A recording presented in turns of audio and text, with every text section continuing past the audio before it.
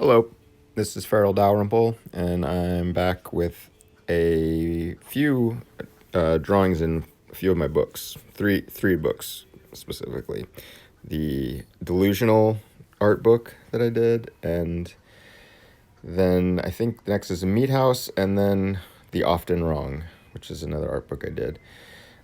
This first one here is delusional, and this is sped up a little bit. I think it's like twice the speed of what I drew it, and I chopped up the video a little bit. I'm still trying to figure out how to do these iMovies and stuff. Forgive my ineptitude at tech type stuff. I'm almost 50, so anyway, this is just sort of like a freehand drawing with one of these Faber Castell Pitt pens.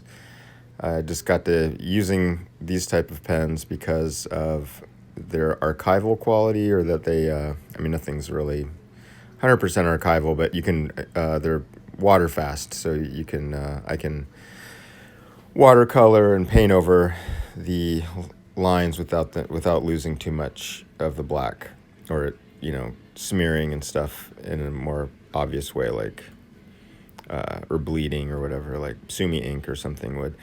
But anyway, so yeah, I do these drawings at shows, or I used to do them at conventions, where I would just take one of these pens, either size S or XS, which is smaller. It's like super fine, and usually not do something this complicated. It would this drawing, I noodled that too long. I think it ended up being like 45, maybe a little more minutes that I was doodling, instead of just doing something at a show, which would probably take me closer to 5 to 10 minute range. Sometimes even less, depending on what I'm drawing. If I'm doing a little drawing of my character Sinclair that's about the size of, I don't know, like 2 or 3 inches, I can whip those out in a few seconds. So if I'm signing, have like a new book out and I'm doing them rapidly, the quality definitely suffers on some of those. Sometimes I get in a groove and do something kind of nice with just a kind of a simple line. Whereas these ones, people can order my book through the Patreon. Just contact me. It's like only $2 a month to sign up, just for the lowest tier, and then you can contact me through there about purchasing one of this. I have copies of Delusional, The Often Wrong, and a few copies of Meat House SOS left too. And this, I just sort of I asked the person what they wanted me to draw, and they said do whatever. So I just kind of let my imagination take me. I even end up, you can see here, I'm flipping through the book to figure out, like, what do I want this character to be holding in the left hand. The pose was just kind of not coming together in my head.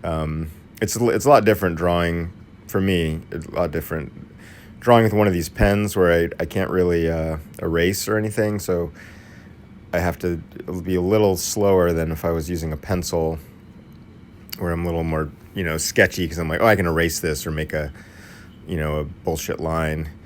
So it's kind of a nice exercise, which I don't do that often, but to try to slow down and, okay, this counts, this line's going to matter. And what happens, which ended up happening with me a lot, is that when I kind of get in that, I forget that I'm using a pen. I kind of get in a more like sketchy, like, okay, let's get this drawing done, get these lines laid down fast. I end up going over the same line a lot. It's like, man, I didn't really like the way that felt. So, just like treating it more like I would like a pencil, and forgetting that I'm like, okay, I need to make one try to do one continuous line, like unbroken line. I feel like that, and if I slow myself down, I feel like I get better types of sketches like this. Whereas, with a pencil, I feel like there's something kind of nice with the gesture that you get from keeping it loose, and I'm sure there's too with a pen, but it's just kind of, I'm kind of criticizing me spending too much time on this drawing, because I don't know if it necessarily makes it look better. It just looks like I spent more time on it, which, there's something nice in that too, of like, that person worked a while on that, that's cool. But it's kind of more, I guess, I don't know if impressive is the right word, but more satisfying to me when I can look at a drawing that is free of all the little extra things that make a drawing up. It's just like a simple line that captures something beautifully, and I would like to, I guess, do that. That's like the ideal when I sit down to draw, but then I end up a lot of times just, trying to perfect it, I guess, or try to add, polishing a turd sometimes. So I don't know. But what I'm basically saying is that if you get one of these books from me, I'll probably spend too much of my creative time or too much of my, I don't know if free time is the right word, but my work time drawing in it. So for whatever that's worth, if you want that, then contact me. I get one of these books. But here I'm just kind of adding on extra little things, just try to, I guess, sort of spice it up a little bit. I put my character robot Todd up there on the left, and then these like little battery things that I put in a lot of my sort of science fiction-y, fantasy-looking drawings, like floating charger things. I don't even know what they're supposed to do other than just, I was just, I guess, assuming they were kind of like these little energy packs or something, or like have downloadable information in them or something. I just think they look kind of interesting to me as some sort of like weird symbol or something, and it's just fun to draw. I think, and I believe I was sitting outside while I was doing this drawing.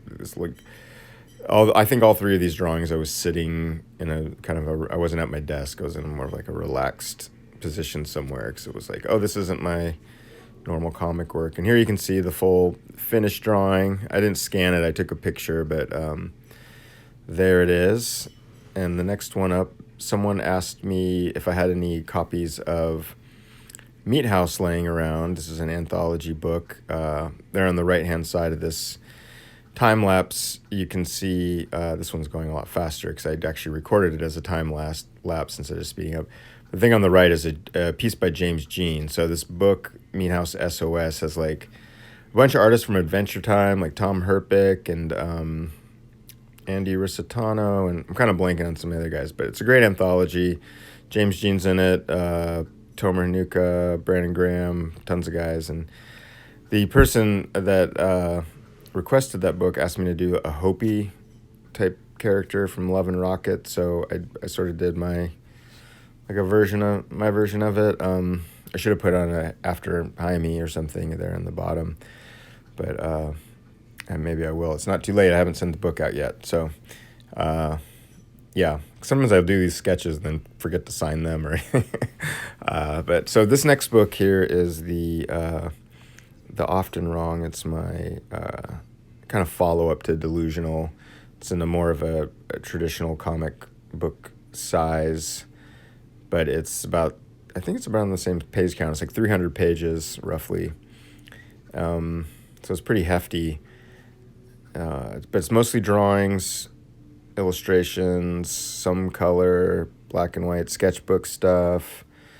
A lot of stuff like this that I'm doing here in it. There's a few comics. They're all kind of rough. I don't know if there's anything like really polished and finished in there. There's an original story, an It Will All Hurt story in there. It's like, I don't know, like 10 pages or something like that.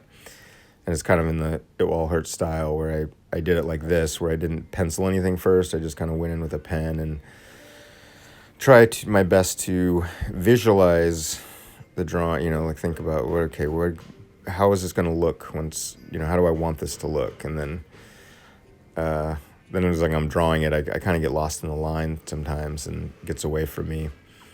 But this one came out okay. I felt like it was strong at first, and then I ended up doing what I usually do, where I spend a lot of time like noodling in certain areas. I'd like to just a couple little spots, maybe do some little details, but overall just kind of leave it like a loose drawing. So the person that asked for this book, I just asked them if they wanted something in particular drawn in there, and I think he asked me for either a Hollis or a Shadows Men, both characters from the Wrenchies. And so I just put them both in there because they're pretty easy and fun for me to draw. It's like Hollis is probably the easiest, funnest, well, maybe not the easiest. Robot Todd's the easiest for me to draw, but Hollis definitely is, I don't know. I don't stress out too much when I'm doing him.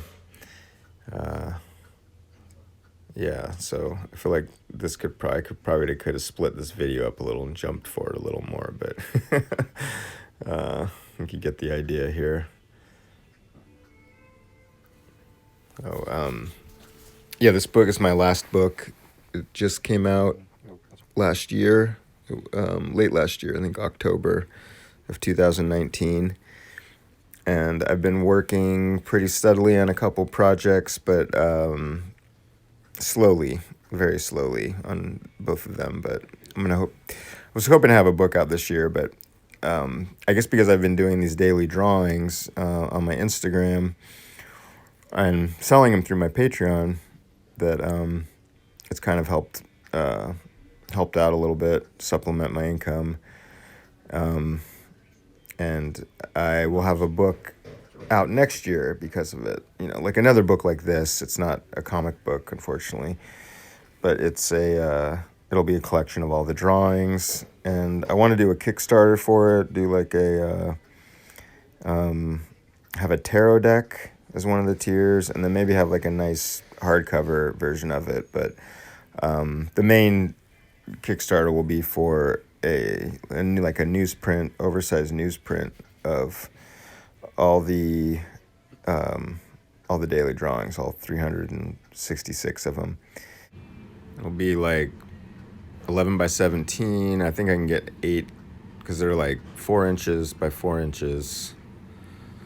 So I think I can get and print them at actual size. I can get 8 on a page, right? 11 by 7. Yeah. So I'll have a little extra space on the sides and the borders. But I think that'll be pretty cool. I saw Jim Mafu did a free, I don't know if it was free, but I think some kind of promotional thing. He was selling it on his website, but it was just like a short, oversized newsprint thing that he got printed in Japan. It was like pretty cheap, and it looked amazing. The paper and the colors were fantastic, and I'd really like to have the same kind of look for these that I had. It kind of reminded me of the It Will All Hurt, the original, the way that newsprint looked, but this was like a little heftier, I think, like a little thicker. And it might not have actually been real newsprint, but it had kind of a similar feel, and the colors looked really rich and lush. So I'd like to print and that would be like really cheap to print, I think, if some people wanted to, contribute to the Kickstarter. We'd probably just have to hit like a certain number to get all those. And then if people wanted to get like the tarot deck or the hardcover, those would be a little more expensive. But the tarots all the drawings would be in the newsprint thing. So if you just wanted to, get a book of all the drawings, it would be doable. And then, yeah, like I said, I think it'd do like a hardcover. I don't know if the hardcover should be oversized or if it, I still have to figure all this out, I guess. I need to talk to a couple people that have done Kickstarters to kind of get their advice. And someone recommended to me Alex Longstreth's blog, the guy who did Phase 7. I know Alex, he's a really nice guy, but I kind of remember him posting a lot, like on Facebook or something, about when he did his Kickstarter. So, someone mentioned that his blog has a bunch of information and material in there. So I'll go through that. And, if y'all have any advice for me or anyone on my Patreon, please feel free to let me know. I think someone actually recommended on my Patreon to me that Alex Longstreth blog. So there you go. But yeah, it'll be a while, but I'm definitely planning on collecting all the drawings and everything. But something like this, I just took a photograph, and it'll be around on the internet, I guess, for as long as it is on the internet. I mean, I'm not planning on taking it down or anything like that, but I'm not gonna like, I don't scan the sketches I do in the books and put them in something that will be published. They're just more for, I guess, whomever has the copy of that book to look at. Yeah, and it's kind of, I guess, like fun practice for me too. Still, I haven't really gotten bored of doing this kind of drawing. I just get irritated with myself sometimes when I realize, like look up at the clock. I'm like, whoa, I've just spent way too long doing this drawing, and the part that's irritating to me, I guess, is that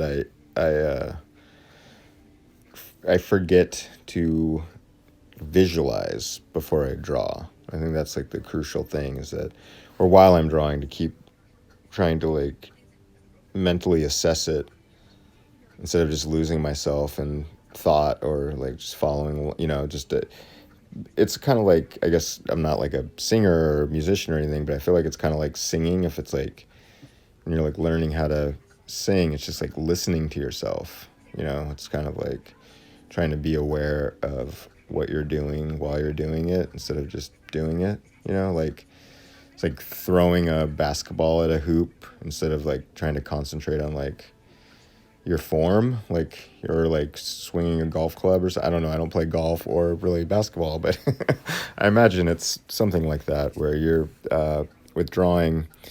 I feel like it's always better if I'm like looking at reference or have like a thought in my head as reference to use. But all right, so that's the video. Thanks for watching. Check out my Instagram, Farel Dal, or sign up for my Patreon if you want to grab one of these books.